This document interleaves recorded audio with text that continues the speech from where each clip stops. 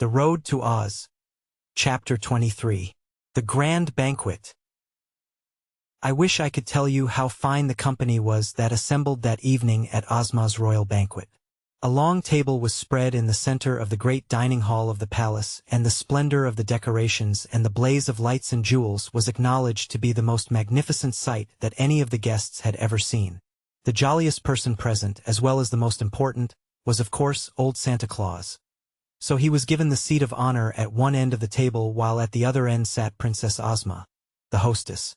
John Doe, Queen Zishi, King Bud, the Queen of Ev and her son Evardo, and the Queen of Maryland had golden thrones to sit in, while the others were supplied with beautiful chairs. At the upper end of the banquet room was a separate table provided for the animals. Toto sat at one end of this table, with a bib tied around his neck and a silver platter to eat from. At the other end was placed a small stand, with a low rail around the edge of it, for Billina and her chicks. The rail kept the 10 little Dorothys from falling off the stand, while the yellow hen could easily reach over and take her food from her tray upon the table.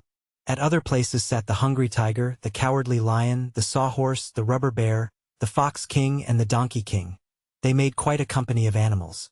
At the lower end of the great room was another table, at which sat the Arwelles and Nooks who had come with Santa Claus, the wooden soldiers who had come with the Queen of Maryland, and the Highlanders and Lowlanders who had come with John Doe. Here were also seated the officers of the royal palace and of Ozma's army. The splendid costumes of those at the 3 tables made a gorgeous and glittering display that no one present was ever likely to forget. Perhaps there has never been in any part of the world at any time another assemblage of such wonderful people as that which gathered this evening to honor the birthday of the ruler of Oz. When all the members of the company were in their places, an orchestra of 500 pieces, in a balcony overlooking the banquet room, began to play sweet and delightful music. Then a door draped with royal green opened, and in came the fair and girlish Princess Ozma, who now greeted her guests in person for the first time. As she stood by her throne at the head of the banquet table, every eye was turned eagerly upon the lovely princess, who was as dignified as she was bewitching, and who smiled upon all her old and new friends in a way that touched their hearts and brought an answering smile to every face. Each guest had been served with a crystal goblet filled with lacasa, which is a sort of nectar famous in Oz and nicer to drink than soda water or lemonade. Santa now made a pretty speech in verse, congratulating Ozma on having a birthday, and asking everyone present to drink to the health and happiness of their dearly beloved hostess. This was done with great enthusiasm by those who were made so they could drink at all, and those who could not drink politely touched the rims of their goblets to their lips.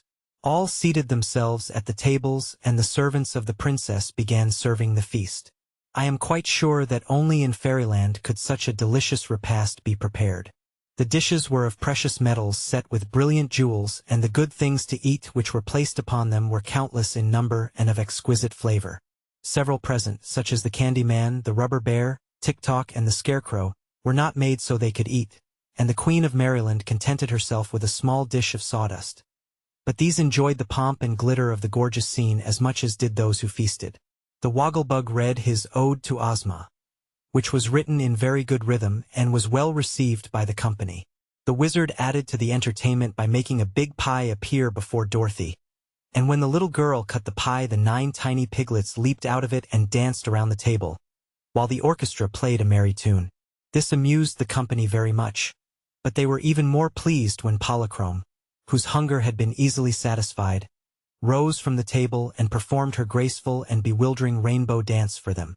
When it was ended, the people clapped their hands and the animals clapped their paws, while Billina cackled and the Donkey King brayed approval. Johnny Dewett was present, and of course he proved he could do wonders in the way of eating, as well as in everything else that he undertook to do. The Tin Woodman sang a love song, everyone joining in the chorus, and the wooden soldiers from Maryland gave an exhibition of a lightning drill with their wooden muskets. The Arwelles and Nooks danced the fairy circle, and the Rubber Bear bounced himself all around the room. There was laughter and merriment on every side, and everybody was having a royal good time. Button-Bright was so excited and interested that he paid little attention to his fine dinner and a great deal of attention to his queer companions. And perhaps he was wise to do this, because he could eat at any other time. The feasting and merrymaking continued until late in the evening, when they separated to meet again the next morning and take part in the birthday celebration. to which this royal banquet was merely the introduction.